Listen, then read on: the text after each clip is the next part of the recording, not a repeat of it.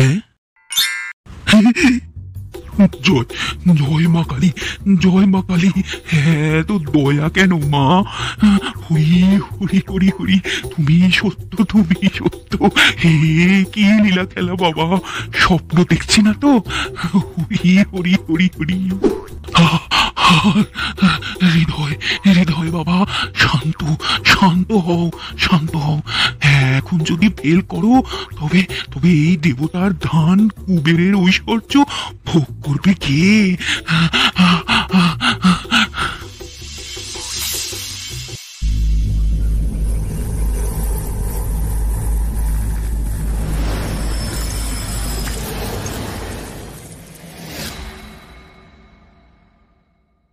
নমস্কার বন্ধুরা, আমি বাবুন।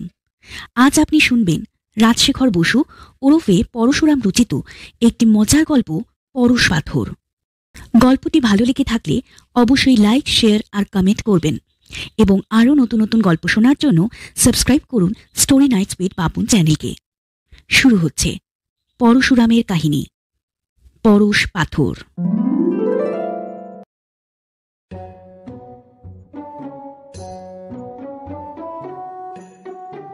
পরেশবাবু একটি পরশ পাথর পেয়েছেন।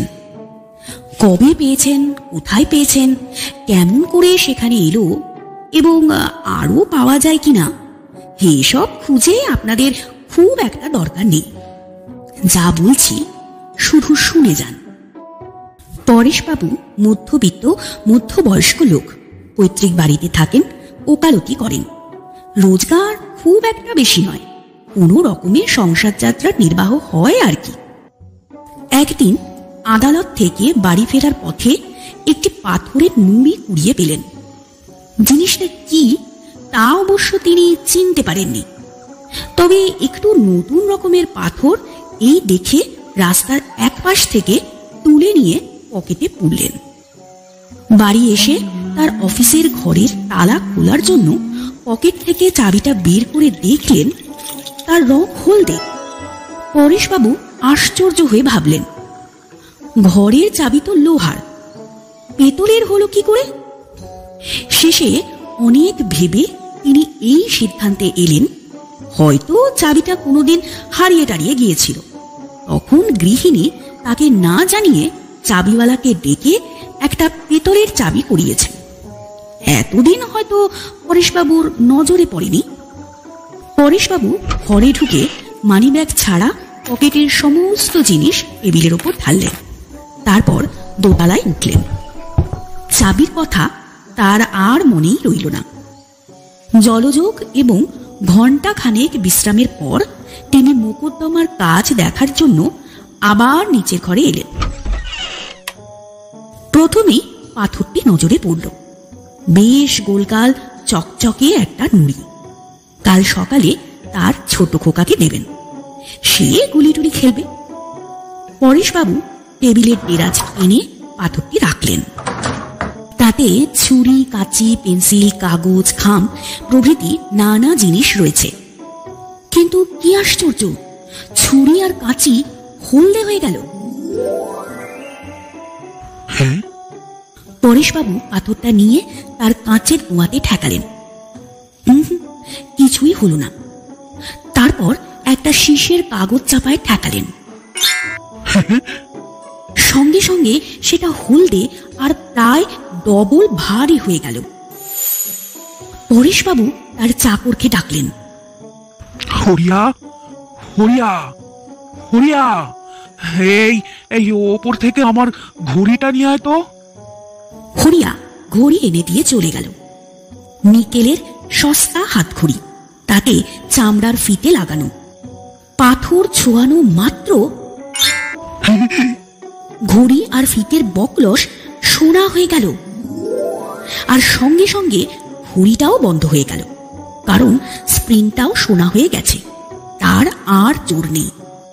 পরেশবাবু কিছুক্ষণ হতভম্ব হয়ে রইলেন। ক্রমশ তিনি বুঝতে পারলেন তিনি অতি দুর্লভ একটা পরশ পাথর পেয়েছেন, যা ছোঁয়ালে সব ধাতুই সোনা হয়ে যায়।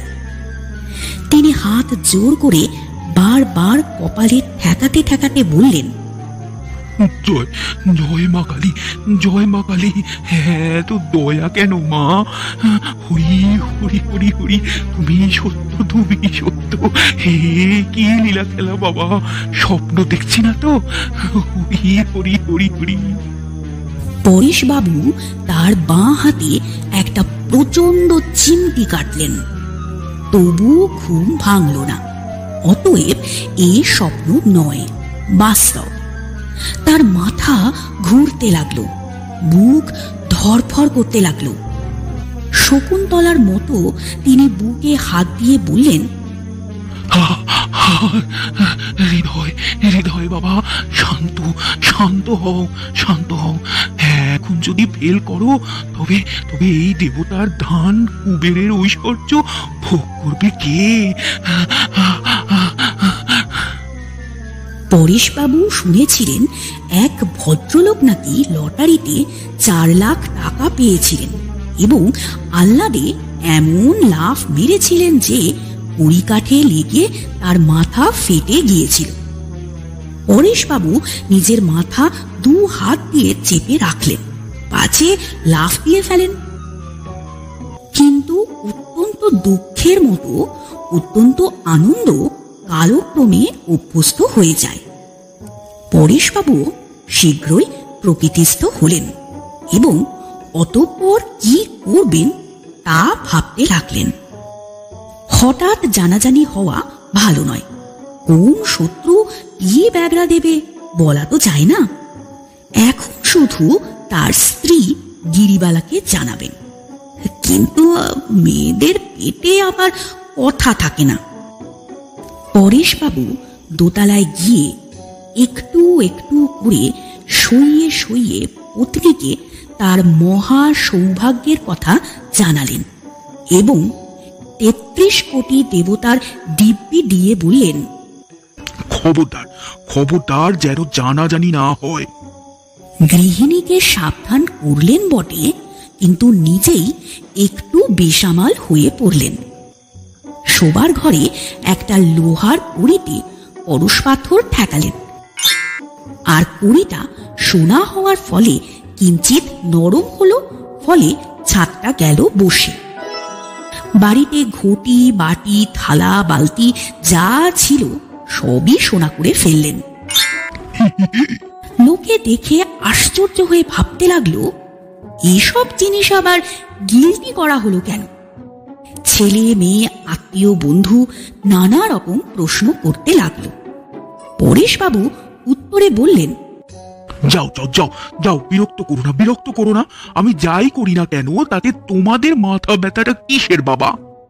প্রশ্নের ঠেলায় অস্থির হয়ে পরেশবাবু লোকজনের সাথে মেলামেশা প্রায় বন্ধই করে দিলেন।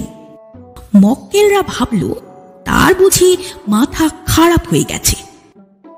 এরপর পরেশবাবু ধীরে ধীরে অগ্রসর হতে লাগলেন। তাড়াহুড়ো করলে বিপদ হতে পারে। কিছু সোনা বেচে নোট পেয়ে ব্যাংকে জমা দিলেন। কোম্পানির কাগজ ও নানা রকম শেয়ার টেয়ারও কিনলেন। বালিগঞ্জে 20 বিঘা জমির ওপর প্রকাণ্ড বাড়ি আর কারখানা করলেন। ইট সিমেন্ট লোহা কোনো কিছুরই অভাব হলো না, কারণ কর্তাদের বশ করা তার পক্ষে অতি সহজ। এক জায়গায় রাশি রাশি মরচে পড়া মোটর ভাঙা লোহার টুকরো পড়ে আছে। তিনি জিজ্ঞেস করলেন, বলছি কত দর? লোহার মালিক অতি নির্লোভ। সে বলল, আপনি তুলে নিয়ে যান বাবু, তবে গাড়ি ভাড়াটা কিন্তু দিতে পারবো না। পরেশবাবু রোজ 10-20 মণ উঠিয়ে আনতে লাগলেন। খাস কামরায় লুকিয়ে পরশ পাথর ছোঁয়ান, আর তৎক্ষণাৎ তার সোনা হয়ে যায়। 10 জন গোর্খা দারোয়ান আর 5টা বুলডগ কারখানার ফটকে পাহারা দেয়। বিনা হুকুমে কেউ ঢুকতে পারে না। সোনা তৈরি আর বিক্রি সবচেয়ে সোজা কারবার, কিন্তু রাশি পরিমাণে উৎপাদন করতে গেলে একলা পারা যায় না। পরেশবাবু কাগজে বিজ্ঞাপন দিলেন এবং অনেক দরখাস্ত বাতিল করে সদ্য এমএসসি পাশ করা প্রিয়তোষ হেনরি বিশ্বাসকে 150 টাকায় বহাল করলেন। তার আত্মীয় স্বজন বিশেষ কেউ নেই। সে পরেশবাবুর কারখানাতে বাস করতে লাগল। প্রাতঃকৃত্য, স্নান, আহারাদির জন্য প্রিয়তোষ দৈনিক 1 ঘন্টার বেশি সময় নেয় না। 7 ঘন্টা ঘুমোয়, 8 ঘন্টা কারখানায় কাজ করে, আর বাকি 8 ঘন্টা সে তার কলেজের সহপাঠিনী হিন্দোলা মজুমদারের উদ্দেশ্যে বড় বড় কবিতা আর প্রেমপত্র লিখে এবং হরদম চা সিগারেট খায়। অতি ভালো ছেলে, কারোর সঙ্গে মেশে টেশে না, রবিবার গির্জাতেও যায় না, কোনো বিষয়ে কৌতূহলও নেই এবং কখনো জানতে চায় না এই সোনা আসে কোত্থেকে। পরেশবাবু মনে করেন তিনি পরশ পাথর ছাড়া আর একটি রত্ন পেয়েছেন, তা হলো এই প্রিয়তোষ ছোকরা। সে বৈদ্যুতিক হাঁপুড়ে বড় বড় পাত্রে সোনা গলায় আর মোটা মোটা বাঁট বানায়, আর পরেশবাবু তা বেচেন এক মারোয়ারি সিন্ডিকেটকে এবং ব্যাংকের খাতায় তার জমা অঙ্কের পর অঙ্ক বাড়তে থাকে। পরেশ গৃহিণীর এখন ঐশ্বর্যের সীমা নেই। গহনা পরে পরে তার সর্বাঙ্গে বেদনা ধরে গেছে। সোনার ওপরে কেমন একটা ঘেন্না ধরে গেছে। তিনি শুধু হাতে শাঁখা আর গলায় রুদ্রাক্ষ ধারণ করতে লাগলেন।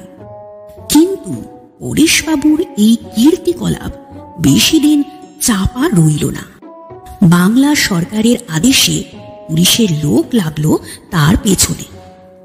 অবশ্য তারা সহজেই বসে এলো, কারণ রাম রাজ্যের রাজনীতি এখনো তাদের রক্ত হয়নি। 10-20 পেয়েই তারা ঠান্ডা হয়ে গেল। বিজ্ঞানীর দল আহার নিদ্রা ত্যাগ করে নানা রকম জল্পনা করতে লাগলেন। যদি তারা 200 বছর আগে জন্মাতেন তবে অনায়াসেই বুঝে ফেলতেন যে পরেশবাবু পরশ পাথর পেয়েছেন। কিন্তু আধুনিক বিজ্ঞানে পরশ পাথরের কোনো স্থান নেই। অগত্যা তারা সিদ্ধান্ত করলেন পরেশবাবু কোনো একটা পরমাণু ভাঙার যন্ত্র খাড়া করেছেন এবং ভাঙা পরমাণুর টুকরো জুড়ে জুড়ে সোনা তৈরি করছেন। ওই যেমন ছেঁড়া কাপড় থেকে কাঁথা তৈরি হয় আর কি। কিন্তু মুশকিল হলো এই যে পরেশবাবুকে চিঠি লিখলে উত্তর পাওয়া যায় না, আর প্রিয়তোষটাকে ইডিয়েট বললেই চলে। অত্যন্ত পীড়াপিড়ি করলে সে বলে, আগে আগে আমি তো শুধু সোনা গলাই, কোথা থেকে আসে তা তো জানি না। বিদেশের বিজ্ঞানীরা প্রথমে পরেশবাবুর ব্যাপারটা গুজব মনে করে উড়িয়ে দিয়েছিলেন, কিন্তু অবশেষে তারাও চঞ্চল হয়ে উঠলেন।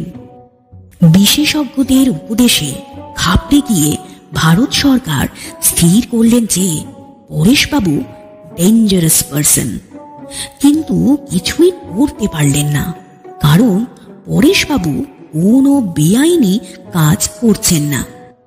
তাকে গ্রেপ্তার এবং তার কারখানা ক্রোক করার জন্য একটা অর্ডিন্যান্স জারিরও প্রস্তাব উঠল, কিন্তু ক্ষমতাশালী দেশি ও বিদেশি লোকেদের আপত্তির জন্য তা আর হলো না।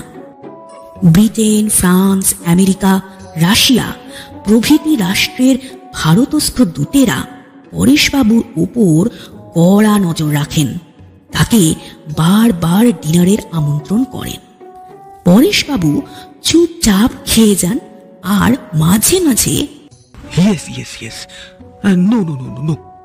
বলেন, কিন্তু তার পেটের কথা কেউ বের করতে পারে না, শ্যাম্পেন খাইয়েও নয়। বাংলাদেশের কয়েকজন কংগ্রেস নেতা তাকে উপদেশ দিয়েছেন, রাষ্ট্রের মঙ্গলের জন্য আপনার রহস্য শুধু আমাদের কয়েকজনকে জানিয়ে দিন পরেশবাবু। কয়েকজন কমিউনিস্ট নেতা তাকে বলেছেন, খবরদার, কারোর কথা শুনবেন না মশাই। যা করছেন করে যান, তাতেই জগতের মঙ্গল হবে। আত্মীয়, বন্ধু আর খোসামতকারীর দল ক্রমেই বাড়ছে। পরেশবাবু তাদের যথাযোগ্য পারিতোষিকও দিচ্ছেন, তবুও কেউ খুশি হচ্ছে না। শত্রুর দল কিম কর্তব্য বিমূঢ় হয়ে চুপ করে বসে আছে। ঐশ্বর্য বৃদ্ধি হলেও পরেশবাবু তার চাল বেশি বাড়াননি। তার গৃহিণীও সেকালের নারী, টাকা ওড়ানোর কায়দা তার জানা নেই। তথাপি পরেশবাবুর নাম এখন জগৎ বিখ্যাত। তিনি নাকি 4-4টি নিজামকে পুষতে পারেন। কি খান, কি পড়েন, কি বলেন, তাই ইউরোপ আমেরিকার সংবাদপত্রে বড় বড় হরফে ছাপা হয়। সম্প্রতি দেশ বিদেশ থেকে প্রেমপত্রও আসতে শুরু করেছে। সুন্দরীরা নিজের নিজের ছবি পাঠিয়ে আর গুণবর্ণনা করে লিখেছে, ডিয়ারেস্ট স্যার, আপনার পুরনো পত্নীটি থাকুক, তাতে আমার কোনো আপত্তি নেই। আপনি তো উদার প্রকৃতির হিন্দু, আমাকে শুদ্ধি করে আপনার হারেমে ভর্তি করুন, নয়তো বেশ খাবো। এই রকম চিঠি প্রত্যহ রাশি রাশি আসছে, আর গিরিবালা ছো মেরে কেড়ে নিচ্ছেন। একটি মেম সেক্রেটারিও রেখেছেন তিনি। প্রত্যেক চিঠির তর্জমা সে শোনায় আর গিরিবালার আজ্ঞায় জবাব লেখে। গিরিবালা রাগের বশে অনেক কথাই লিখে যান, কিন্তু মেমের বৃত্তি কম, তাই সে শুধু একটি কথাই লেখে, ড্যাম, অর্থাৎ মুখ পুরি গলায় দেবার দড়িও জোটে না তোর। ইউরোপের 10 জন নামজাদা বিজ্ঞানী চিঠি লিখে জানিয়েছেন, পরেশবাবু যদি সোনার রহস্য প্রকাশ করেন তবে তারা চেষ্টা করবেন যাতে তিনি রসায়ন, পদার্থবিদ্যা আর শান্তি এই 3টি বিষয়ের জন্যই নোবেল প্রাইজ একই সঙ্গে পান। সেই চিঠিও পরেশ গৃহিণী প্রেমপত্র মনে করে মেমের মারফত জবাব দিয়েছেন সেই একই উত্তর, ড্যাম। পরেশবাবু সোনার দর ক্রমশই কমাচ্ছেন। বাজারে 115 টাকা ভরি থেকে 7 টাকা 10 আনায় নেমেছে। ব্রিটিশ সরকার সস্তায় সোনা কিনে আমেরিকার ডলার লোন শোধ করেছেন। আমেরিকা খুব রেগে গেছে, কিন্তু আপত্তি করার যুক্তি তারা স্থির করতে পারছে না। ভারতের স্টার্লিং ব্যালেন্সও ব্রিটেন কড়ায় গন্ডায় শোধ করতে চেয়েছিল, কিন্তু এদেশের প্রধানমন্ত্রী উত্তর দিয়েছেন, আমরা বাপু তোমাদের সোনা ধার দিইনি, ডলারও দিইনি, যুদ্ধের সময় জিনিস সরবরাহ করেছি, সেই দেনা জিনিস দিয়েই তোমাদের শুনতে হবে। অর্থনীতি আর রাজনীতির ধুরন্ধরগণ ভাবনায় অস্থির হয়ে পড়েছেন, কোনো সমাধান খুঁজে পাচ্ছেন না। যদি এটা সত্য ত্রেতা বা দ্রাপর যুগ হতো, তবে না হয় তারা তপস্যা করে ব্রহ্মা, বিষ্ণু বা মহেশ্বরের সাহায্যে পরেশবাবুকে জব্দ করতেন, কিন্তু এখন তো তা হবার জো নেই। কোনো কোনো পণ্ডিত অবশ্য বলেছেন, প্লাটিনাম আর রূপো চালাও, কাজে দেবে। অন্য পণ্ডিত আবার বলছেন, তা হয়তো সস্তায় তৈরি হবে, রেডিয়াম বা ইউরেনিয়ামকে স্ট্যান্ডার্ড করা হোক, কিংবা প্রাচীন কালের মতো বিনিময় প্রথায় লেনদেন চলুক। চার্চিলকে আর সামলানো যাচ্ছে না, তিনি খেপে গিয়েছেন। আমরা কমনওয়েলথের সর্বনাশ হতে দেব না, ইউএনওর কাছে নালিশ করে সময় নষ্টও করব না।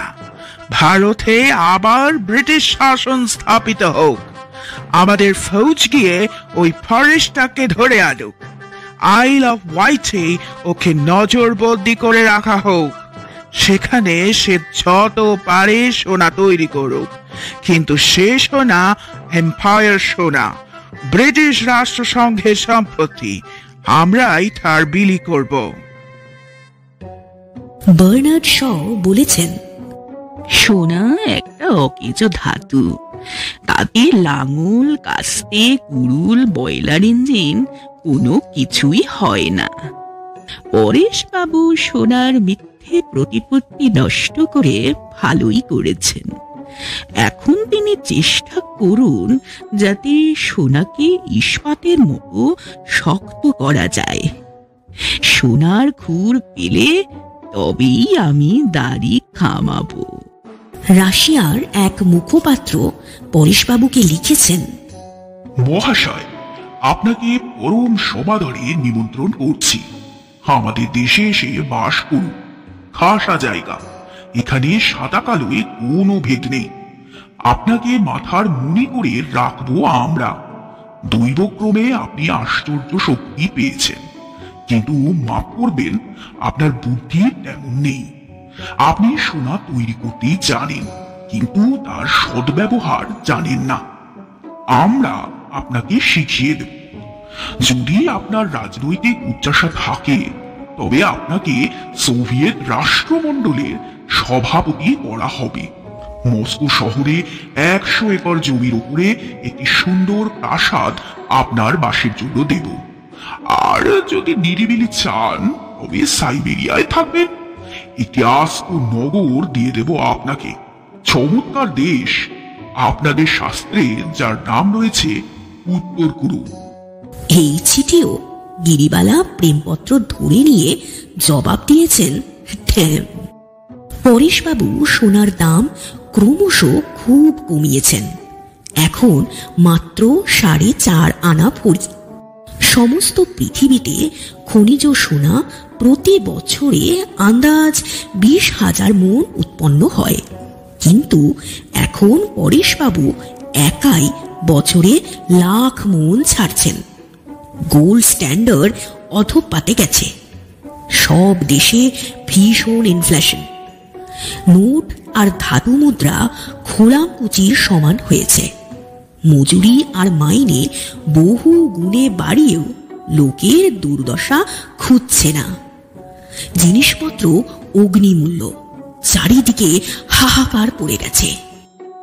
ভিন্ন ভিন্ন দলের 10 জন অন্বেষণব্রতী মৃত্যুপণ করে পরেশবাবুর ফটকের সামনে শুয়ে পড়েছেন।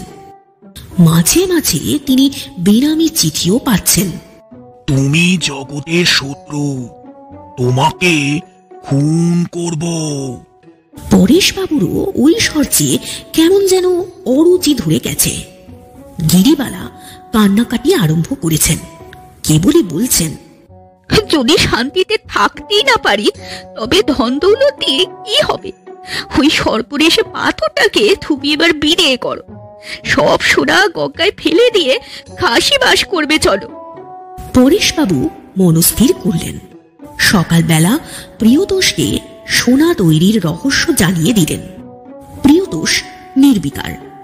পরেশবাবু তাকে পরশ পাথরটা দিয়ে বললেন, এটাকে আজই ধ্বংস করে ফেলো, পুড়িয়ে অ্যাসিডে গলিয়ে, অথবা যে কোনো উপায়ে এটাকে ধ্বংস করে ফেলো। রাইট। বিকেল বেলা একজন দারোয়ান দৌড়ে এসে পরেশবাবুকে বলল, হুজুর, জলদি আসেন হুজুর, ও বিশওয়াস সাহেব পাগলা হয়ে গেছেন, আপনাকে ডাকছেন। পরেশবাবু তাড়াতাড়ি গিয়ে দেখলেন প্রিয়তোষ তার শোবার ঘরের খাটিয়ায় শুয়ে শুয়ে কাঁদছে। ব্যাপার কি? চিঠিটা পড়ে দেখুন স্যার। পরেশবাবু পড়লেন। তাতে লেখা, হে প্রিয়, বিদায়। বাবা রাজি নন, তার নানা রকমের আপত্তি।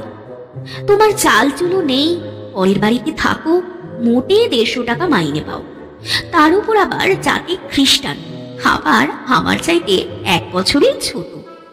বাবা বললেন বিয়ে হতেই পারে না। আর একটি খবর শোনো, গুঞ্জন ঘোষের নাম শুনেছ তো?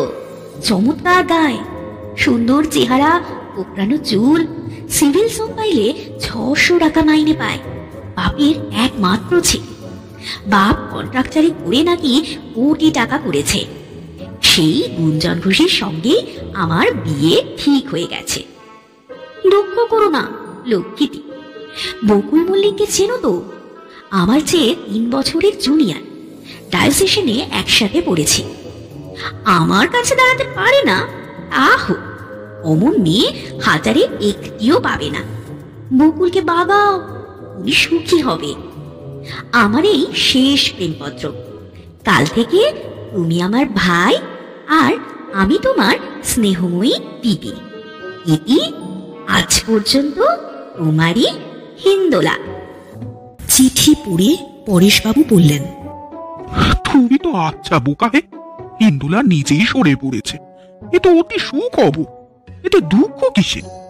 ও, তোমার তো আবার কালীঘাটে পুজো দেওয়া চলবে না, না হয় গির্জে 2টো মোমবাতি জেলে দিও। নাও নাও নাও নাও, ওটো ওটো ওটো, চোখে মুখে জল দাও, চা আর খান কত লুচি আছে, খাবে এসো। ও হো, হ্যাঁ, ভালো কথা ভালো কথা। ওই পাথরটার কোনো গতি করতে পারলে? আগে আগে গিলে ফেলেছি স্যার। হ্যাঁ, সে কি? এ প্রাণ আর রাখবো না। আপনার পাথর আমার সঙ্গেই কবরে যাবে। এতদিনের ভালোবাসার পর এখন কিনা গুঞ্জন ঘোষ। আরে পাথরটা গিলে কেন? সেটা কি বিষ নাকি? কম্পোজিশন তো জানা নেই স্যার, কিন্তু মনে হচ্ছে ওটা বিষ। আর যদি বিষ নাও হয়, যদি আজ রাত্রের মধ্যে নাও মরি, তবে কাল সকালে নিশ্চয়ই 10 গ্রাম পটাশ সাইনাইড খাবো। আমি ওজন করে রেখেছি স্যার। আপনি ভাববেন না স্যার, আপনার পাথর আমার সঙ্গেই অবরস্ত হয়ে থাকবে সেই ডে অফ জাজমেন্ট পর্যন্ত। হে তো আচ্ছা পাগলের পাল্লায় পড়া গেছে দেখছি। ওসব বদ খেয়াল ছাড়ো। আমি চেষ্টা করব যাতে হিন্দোলার সঙ্গে তোমার বিয়ে হয়। ওর বাপ জগাই মজুমদার আমার বাল্য বন্ধু, হুকুলো। তোমাকে আমি ভালো রকম যৌতুক দেব, তা শুনলে হয়তো মেয়েটিকে রাজি হয়ে যাবে।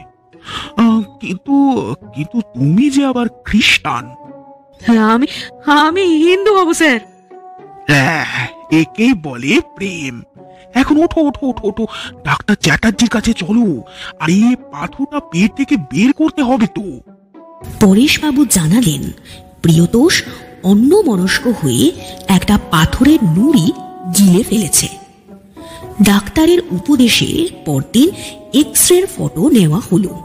তা দেখে ডাক্তার চ্যাটার্জি বললেন, এমন কেস তো খুব একটা দেখা যায় না মশাই। কালে আমি ল্যান্ডসেটে রিপোর্ট পাঠাবো। এই ছোকরার অ্যাসেন্ডিং কোলনের পাশ থেকে একটা ছোট্ট সেমিকোলন বেরিয়েছে, তার মধ্যেই পাথরটা আটকে আছে। হয়তো আপনি নেমে যাবে, এখন যেমন আছে থাকুক, বিশেষ কোনো ক্ষতি টতি তো হচ্ছে না।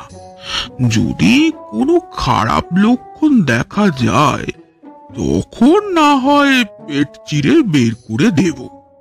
পরেশবাবুর চিঠি পেয়ে জগাই মজুমদার তাড়াতাড়ি দেখা করতে এলেন এবং কথাবার্তার পর ছুটে গিয়ে তার মেয়েকে বললেন, ওরে দোলা, এই প্রিয়তোষ হিন্দু হতে রাজি হয়েছে রে। তাকেই বিয়ে কর।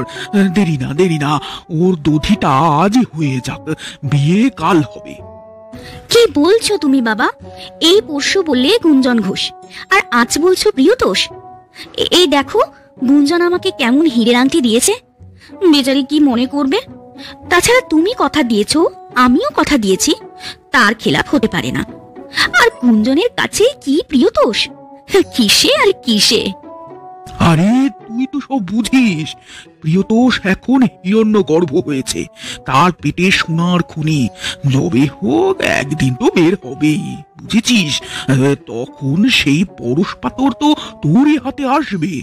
পরেশবাবু তো আর সেটা নেবেন না, প্রিয়তোষকে যৌতুক দিয়েছেন। গুঞ্জনের হীরের আংটি তুই আজই ফেরত দিয়ে দে মা। অমন 1000টা আংটি প্রিয়তোষ তোকে দিতে পারবে। এমন সুপাত্রের কাছে কোথায় লাগে তোর ওই গুঞ্জে ঘোষ আর তার ওই কন্ট্রাক্টর বাবা? আর কথা নয়, প্রিয়তোষকেই তুই বিয়ে কর। আমি তো তাকেই ভালোবাসতুম, কিন্তু বড্ড বোকা যে।